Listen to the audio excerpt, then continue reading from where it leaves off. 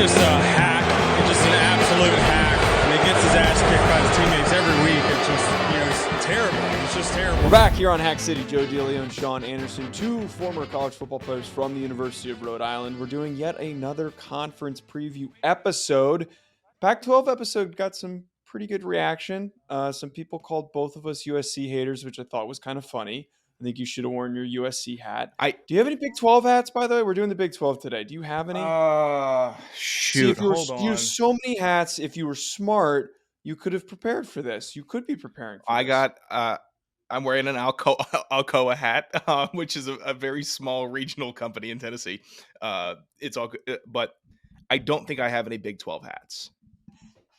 Okay. I don't know. That's a shame. I mean, who would I get? What hat would I get? Maybe a TCU one, because we were both in on the TCU bit. That would make some sense, but I don't know. We're not. What about Iowa State? Iowa State's just stinks. just a nothing program. Are you kidding me? That's just such a. Oh yeah, we're not even the good team in Iowa. Like what? They almost lost to Northern Iowa. What? No. With the CFE guys, they've had so much shtick on Iowa State and Ames and Iowa that I think I have to get some Iowa State or Iowa merch. I have to. I have to get some stuff. Is it anti or is it? Oh, they're just last year Iowa's offense was so bad, so obviously that was subject to a lot of joking. But Iowa State and the Ames water song was very big. Let me think. I don't know. It's just the corn. It's everything about Iowa and Iowa State. It makes me laugh whenever they talk about it. It's like generic state. That's what Iowa State is. Exactly. It's just the most generic nothing school. They win 8 to 6 games. Decent season. They got a decent logo though. Yeah. So Sean, I'm back home this week. Yeah. I want to share something with you and our listeners that I witnessed this weekend. Before we get into the preview. So I'm back home in Hoboken, hence the horrid lighting and the terrible background. Glasses. And yep. I'm back in New Jersey. The first Friday back, went out with my friends in New York City. Sure. I love New York City. It's great. Had a good time. Caught up with a friend I haven't seen in a while, but there was about 2 guys that aren't really in our friend group that tagged along. Don't really know who invited them, but we knew them from high school. They were invited to tag along. Night's going great. Towards the end of the night, we just kind of decided, let's go to a cigar lounge. So we go to a cigar lounge. We get some cigars. I know you're giving me a look because you think I don't like cigars, but I do. I really like cigars. No, I just didn't think that's where your night was going to go. But okay, I'm kind of tracking here. Okay, so we go to the cigar lounge. It's a very nice lounge that we're in Soho. Not too expensive. And we're all kind of looking at the menu, and I'm like, I'm asking my one friend, like, which one do you think I should get? Like, we're getting bourbon and stuff. And we're all ordering. And it comes around to this one kid who we're like not really that close friends with, but came along with us. And we're all ordering the same thing. And this guy orders a flatbread with vodka sauce on it and a chocolate lava cake. No cigar, no bourbon. That's what he orders. At 11 o'clock at night in New York City with a group of 8 guys that he's out with. Oh, no, you can't do that. He's not that close to it. You can't do that. No one else was paying attention because it was loud. Everyone was having conversations. Yeah. But I'm sitting in front of this guy, and my jaw just dropped. And I go, did anyone else just hear that? And I need your thoughts on this because that was disturbing behavior to do at a cigar bar. Yeah, you go to a cigar lounge, and if you like cigar lounges, you really like them because you like the bourbon and you like the smoke and you like the big leather chairs. You really like them. People that don't like them, if you're in there, you got to pretend to like them, or else you're just gonna stick out horrifically. Yes. You don't go to the cigar lounge, and you don't get a flatbread pizza. And you don't get a chocolate lava cake.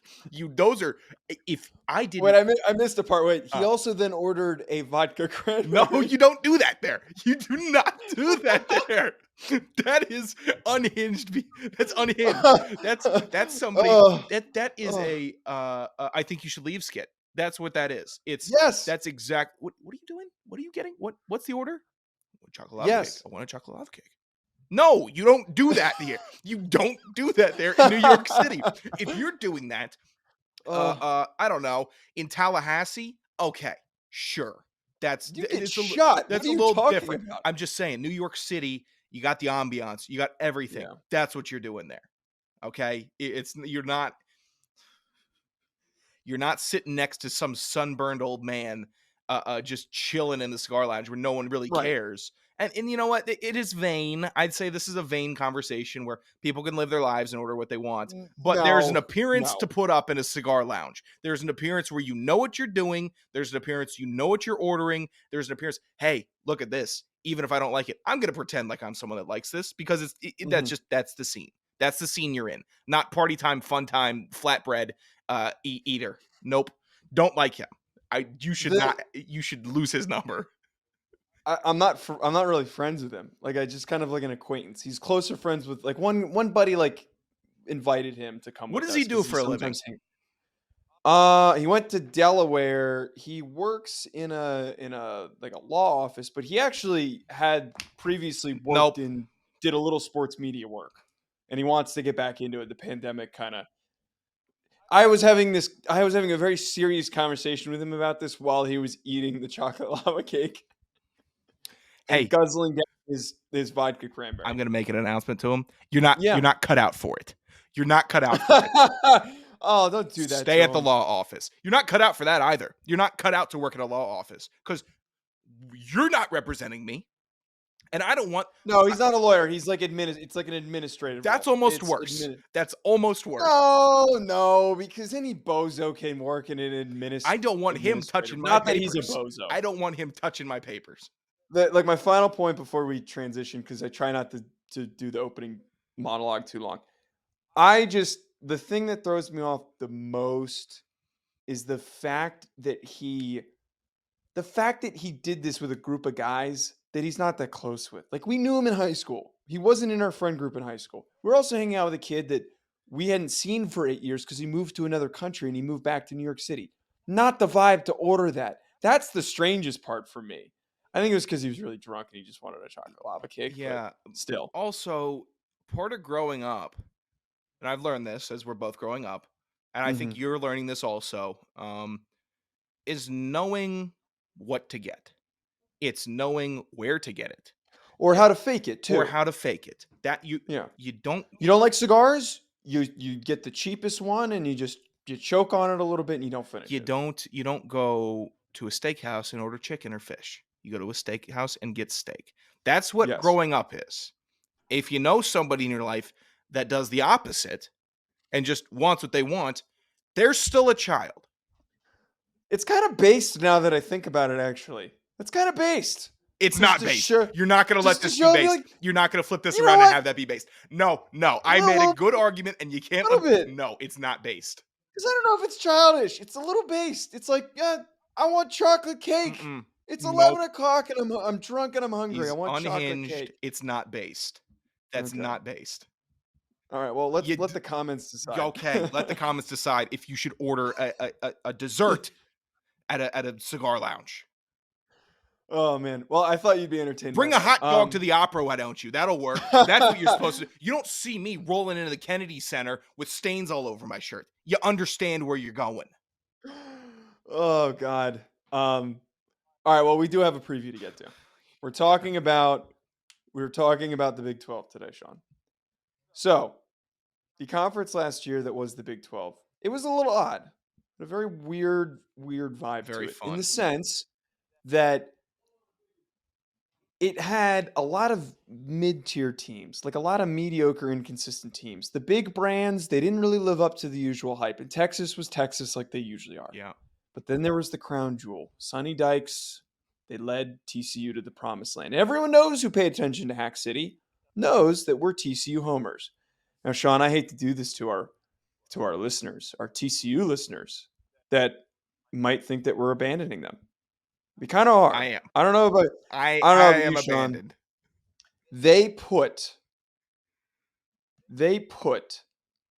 the most amount of talent and most of their key production into the NFL. Max Duggan is gone. Kendre Miller is gone. Multiple key defensive players are now gone. I don't know, man, if they're going to be able to re-up. I think that their 13-2 year, a great season, is going to be impossible to replicate. Could Sonny Dykes get them to 9 wins? I think that could be certainly plausible. But they will not be back in the Big 12 championship game. I'm sorry to say that. Yeah, there's other teams that have better athletes. I don't know if they have a better coach. I don't know. I mean, Sonny Dykes made a great case last year of being, hey, I'm top dog in this conference. This is me. This is what I do. Look what I turned. And it was a Magic team, and we acknowledge that, both of us. Magic team, it happens. Sometimes it happens. Sometimes Lehigh beats Duke. Okay.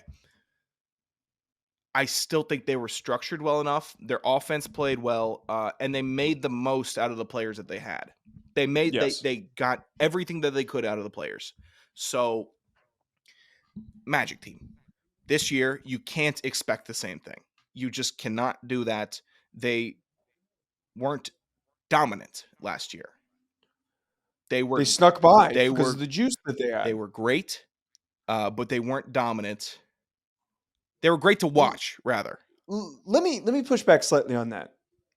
I think that they were very offensively dominant, despite not being like tremendously talented, not having a bunch of 5 stars.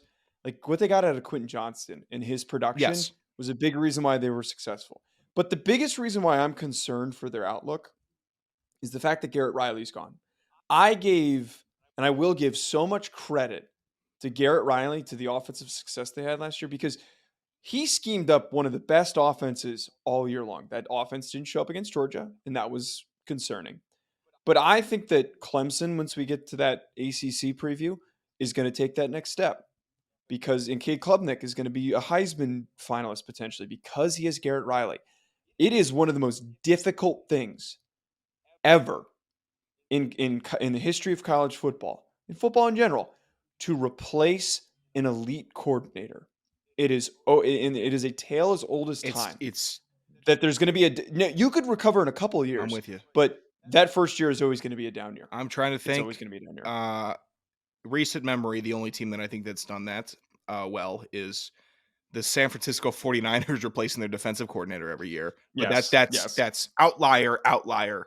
We're just a factory for this somehow. Also the NFL, I think, is a little bit easier to find those replacements than it is in the college level because there's just so many openings and so many coaches. Yeah, and then have a coordinator's depth of understanding of a college team is so valuable because everyone's still so raw that you have to be able to hide the weaknesses way better. NFL, everyone's professional, okay? We're just going to have to make the right call and hopefully the ball falls our way. College, who knows what's going on out there? Who knows what's going on in this next play? Everyone's still so raw. So having a coordinator that's confident. I remember, dude, the way that they were dealing it up versus Michigan and just no fear. This is what we're going to do. This is the football we play. That gives me confidence of a culture, but not of the team. And I just do it again. Show me something this year that is consistent. And I'm not hating and I'm not doing it, but you have to show me something back to back or else I'm not going to buy in. I'm not. And I've done that with FCS teams, pro teams. Yeah. I'm not going to invest in Magic Team 2.0 unless I see Magic Team the continuation. Yes. Now, Sean, with that in mind, just before we give our prediction on if they're going to hit their win total, their non-conference is Colorado, Nicholls, SMU, and BYU, which is not that difficult, but I think where they're going to get beat up is that with all those close games that they snuck out of, they're not going to sneak out of nearly as many. Their predictive per Bet Online, which is our betting sponsor on this program, their win total is over 7.5. Are you taking the over or the under? Just to throw out there, I am taking the over, but this is not a bet I'm going to put a lot of money on. I think they get to 8. I think that they can reach 8. It's doable for 8, but I'm not super excited about that because they could stumble a little bit more than I'm predicting. Here, you know what? They bought enough goodwill with me last year where I say, okay, they could probably beat West Virginia. That's That's a baseline for me. Middling West Hmm. Virginia, can you beat them? Texas Tech, they probably get beat by Texas Tech. I don't think they beat Texas next year. Baylor, who knows? Who knows? Baylor's different year to year. Why have you never invested in Baylor, Sean? Because they're different year to year, and their coach is a psychopath. Dave Aranda's he's a crazy person. But Yeah. TCU, they can, you know what? They can get 8 wins. They can get 8 wins. This is going to be it's going to be sweating all year. Every game, still sweat. That's what it's going to be. Now, the other purple team that did win the Big 12 this past season was Kansas State. I'm actually pretty excited about. They were 10-4 last year, had a bit of a disappointing loss against Tulane. They also got completely stomped out by Alabama in their bowl game. They're going to have to recover from the fact that they do not have Deuce Vaughn. They also are losing some other players like Julius Brents on their defense, but they're not completely depleted. I'm actually pretty optimistic, Sean, about what Kansas State can do next year. Because one, they return one of the best interior offensive linemen in the country. This is a Peter Skoronsky level good interior offensive lineman in Cooper Beebe. My man is a pit bull type of an offensive lineman in the interior. Love the mentality that he brings to the position. But then on top of that, Will Howard took over the reins of the quarterback position for a guy that I have said stunk in Adrian Martinez. And Will Howard looked really good at the end of the season. You're being blasphemous, but big reason why they won the Big 12. No, because this team was not on the tracks. Adrian Martinez rode this thing into a sewer. No, he was taking it to glory. That's what he was doing. This thing was rolling so far off the tracks, it was just barreling into Watch your mouth. pit. Watch your mouth. Barreling into a pit. And you know what Will Howard did? He wrangled that train. He got it back on the tracks, and they won the Big 12 because of him. Now, Will Howard was a very highly recruited kid. He was a 4-star recruit, I believe, which is not often that a team like Kansas State is going to pull a guy like Will Howard.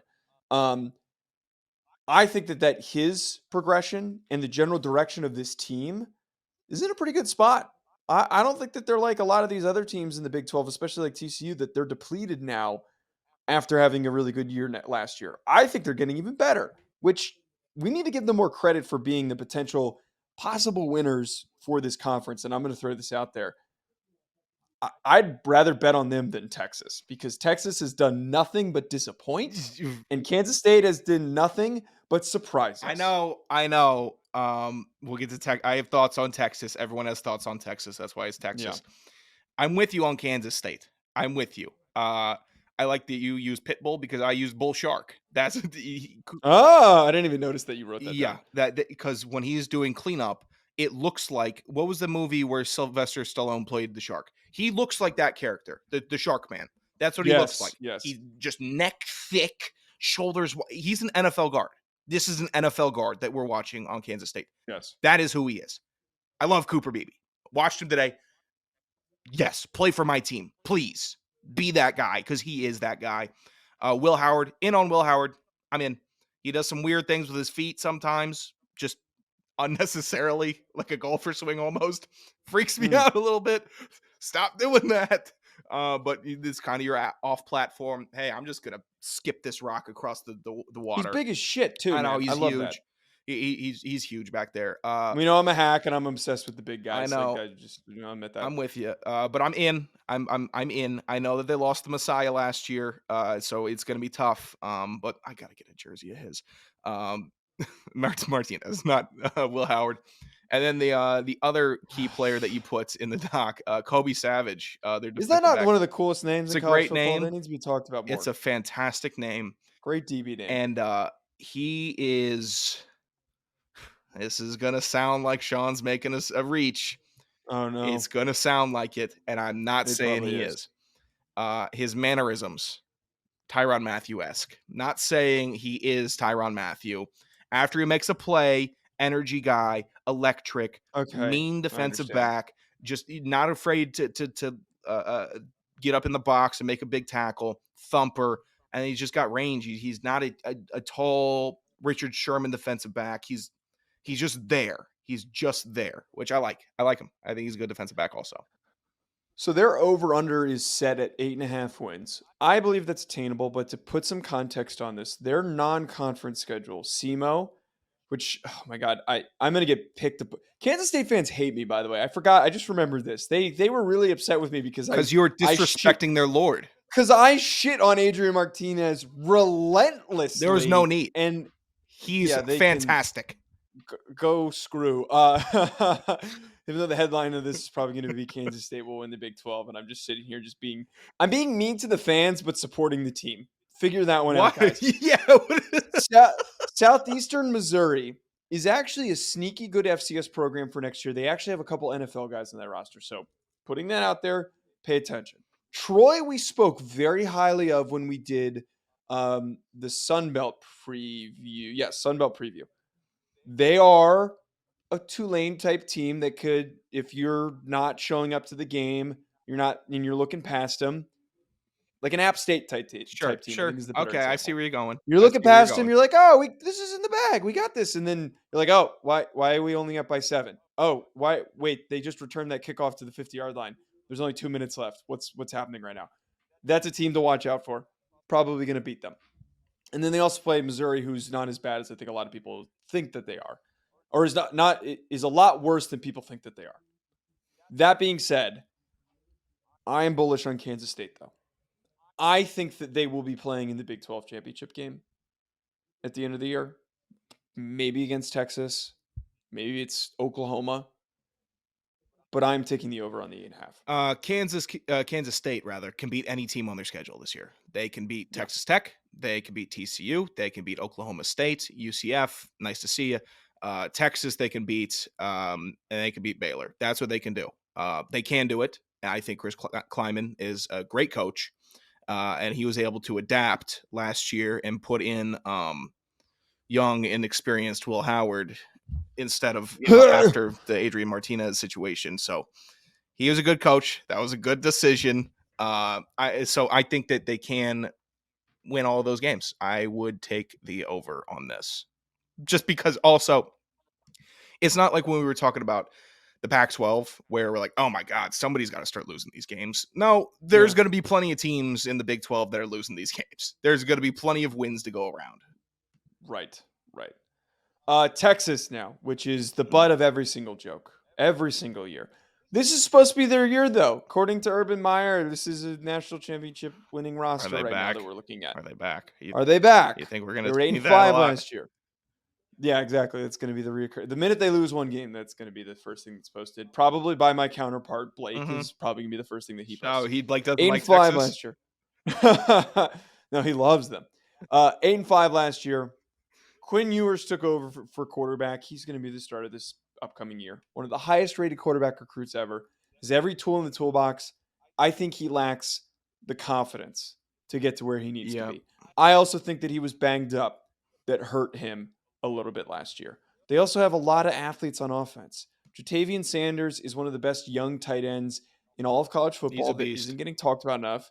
Xavier Worthy is going to be one of the higher drafted receivers in the upcoming draft class. And then they also pulled A.D. Mitchell, who was a key piece in the Georgia receiving room, albeit not like monstrously productive, was still a key important player in that receiving group for Georgia. On their offensive line as well, Kelvin Banks was an underclassman last year and very dominant on their offensive line. And then at linebacker, Jalen Ford is just another guy to pay attention to who, had all conference accolades last season. Yeah. I like that Ewers got his haircut. I do.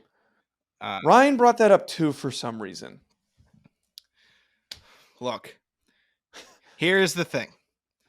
Mm-hmm. He can be Brett Favre, but he's playing into the Brett Favre character a little bit. Cut your hair. You're Quinn Ewers. Stop being you're being a caricature of Quinn Ewers. Be Quinn Ewers, quarterback, confidence, gunslinger. Oh, is that you 50 yards down the sideline? Let me flick my wrist and get it to you right in the breadbasket. Because I can do that. I'm Quinn Ewers. I'm not, oh, hey, look at me. My car keeps on getting towed and I have a silly haircut quarterback. No. Nope. I don't know. Because you're either Trevor Lawrence, who can do it. You're Trevor Lawrence, who has the long hair. You're Clay Matthews. You're potential Hall of Famer. Troy Polamalu. These are the hair guys. You're not a hair guy yet. And if you're a hair guy and you don't succeed, spotlight's on you, pal. It is. And it's on it for me. I don't know why. I think it's you know what? I think he looks better. I hope that his confidence is affected positively. And I agree. He has so many weapons at Texas this year. The offense, I'm watching. Oh, you could throw to him. Do it. Sarkisian, do it, please. College football would be so fun if we had a really good Texas team. Would it not? It would just Yes. It would. It's too big of a team to let just sit there in limbo.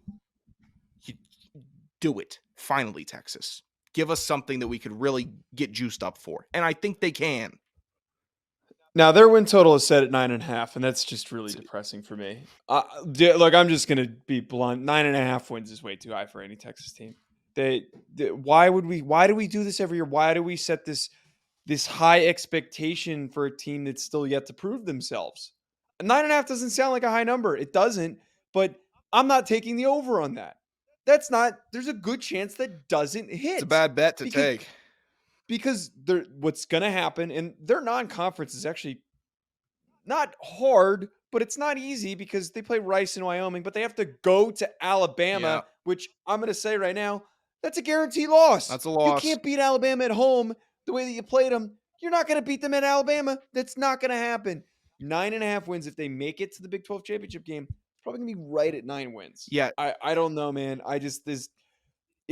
They are such an inconsistent team, and they do not ride momentum well, and they kind of fall apart way too easily, as they kind of did at the end of the season last year.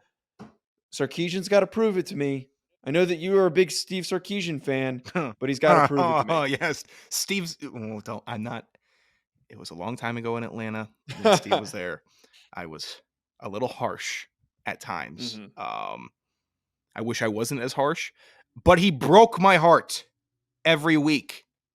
Texas's best performance last year. I mean, I'm not going to talk about the Oklahoma beat down 49-0. Sure, Oklahoma was dumpster fire last year. It was in a loss to Alabama.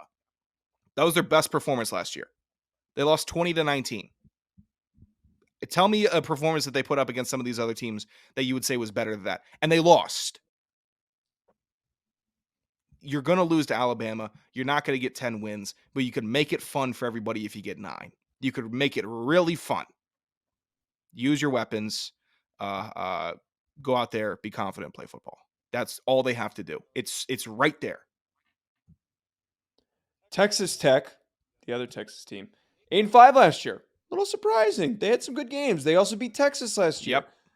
Now, one thing that I always love to point out is that the man calling the plays is Mr. Zach Kitley. Now, those who don't know who Zach Kitley is, came from Houston Baptist, worked with a guy named Bailey Zappi, and then he went to Western Kentucky and worked with a guy named Bailey Zappi. And they produced some of the most productive athletes in all of college football for a couple of seasons. And had a strong year last year. And I think that this Texas Tech team could maybe surprise some people, could put up some numbers and put up some juice. Now, they're returning a lot of the same guys, but there's one guy that I highlighted that I want to bring up. They added Dre McCray, the Austin Peay wide receiver, who no one is talking about. He had a really good game against Alabama when Austin Peay played Alabama. Wasn't garbage time yards. Did everything in his power to be productive. I believe he had 90-something yards. He had like 8 or so receptions. I'm a big fan of what he puts on tape. Not a big guy. Not a deep speed guy. Very quick. Very good route runner. This offense has a lot of sneaky pieces to it. I'm not saying that they're going to win the division, but Texas Tech always feels like a team that can knock teams. They're always dangerous. Texas Tech, yeah. Going into Lubbock, it sounds terrible to me. It sounds terrible. Yes. If I'm a college football player, was. If Flem said, "Hey fellas, we're going to Lubbock this year. Texas Tech, that's our non-FCS. We're going to Lubbock with those monsters in the crowd behind us? No. Sorry, coach, not flying, not doing it. It's crazy. It's super passionate.